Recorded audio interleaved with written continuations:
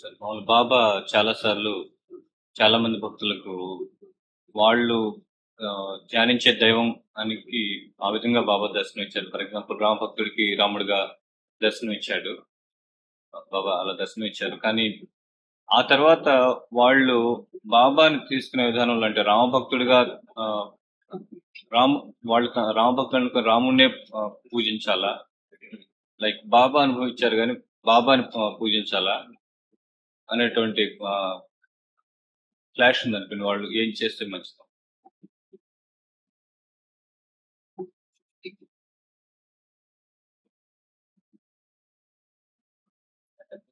Fashion అంటే ఇప్పుడు బాగా సేల్ అవుతూ ఉంటుంది. వాళ్ళ ఉపాసన వాళ్ళు చేసుకుంటే మహాత్ముడు ఎవరో ఒక ఆయన ఉన్నాడు ఇక్కడ, ఆయన దర్శనం చేసుకున్న వాళ్ళు వచ్చారు. వాళ్ళే సాయి భక్తులు కాదు, సాయి ఉపాసన చేయగలరు. వచ్చినప్పుడు వాళ్ళకి ఆ రూపంలో వాళ్ళకి అనుభవాన్ని అందించారు. ఇప్పుడు అట్లా కాదు కదా. ఇప్పుడు వాళ్ళకి రాముడు కృష్ణుడు అట్లాగా మనకి ఇప్పుడు బాబా అలాగా ఆ వరుసలో ఆయన జరిగింది. ఆయన బాబాను పూజ చేసుకోవాలనుకుంటే బాబాను, అట్లా కాదు మేము మొదటి నుంచి కూడా మేము రాముడే అనుకునేటప్పుడు రాముడే చేసుకోవాలి, తప్పేం లేదు. సత్సంగానికి వచ్చిన ఒక క్యాండిడేట్ అంతకుముందు ఫర్ ఎగ్జాంపుల్ రామభక్తుడు రాముని పూజించుకునేవారు.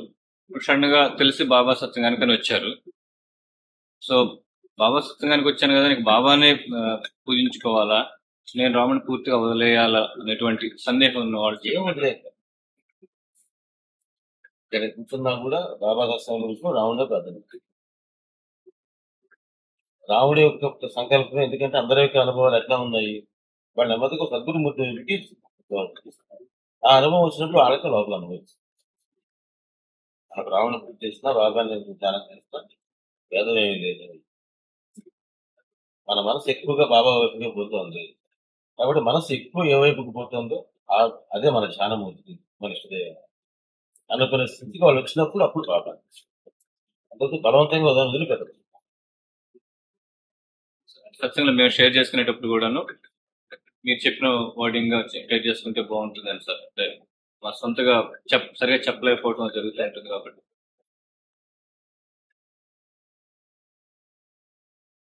ఎవరిని ఎక్కడ దేన్ని వదిలిపెట్టద్దు చెప్ప అవసరమే లేదు. క్యాష్ తో ఎన్నో వదిలిపెట్టేసుకొని బాబా దగ్గర రావాల్సిన అవసరం ఏమి లేదు. బాబా దగ్గరికి వచ్చినప్పుడు అన్ని మీరు పొందేనన్న అభిప్రాయం రావాలి, కానీ పోగొట్టుకున్నాడన్న అభిప్రాయం. చక్కగా బాబా దగ్గరికి కూర్చొని ఇది మనకు ఉండేటువంటి మన ఇంటలెక్చువల్ అవగాహన పెంచే దానికోసం సత్సంగం ఉపయోగపడతాం అనుకున్నప్పుడు మన ధ్యానమూర్తిని ఎవరైనా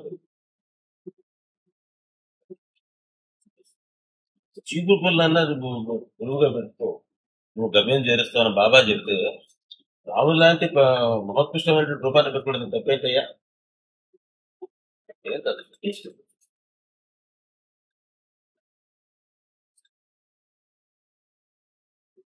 అందుకనే వాళ్ళని ఎప్పుడు ఇష్టదైవం అనేది, గొప్ప దైవాలని కాదు.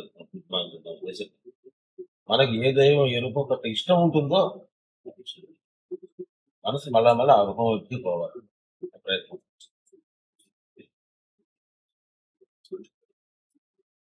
ఇంతకాలం చేస్తూ ఉన్నాము కనుక చేయాలని కాదు, ఇష్టంగా మనసు ఏమి లేదు. నాకు కష్టంలో ఉన్నాం అంటే మనసు ఎవరు ధ్యానం చేస్తాం.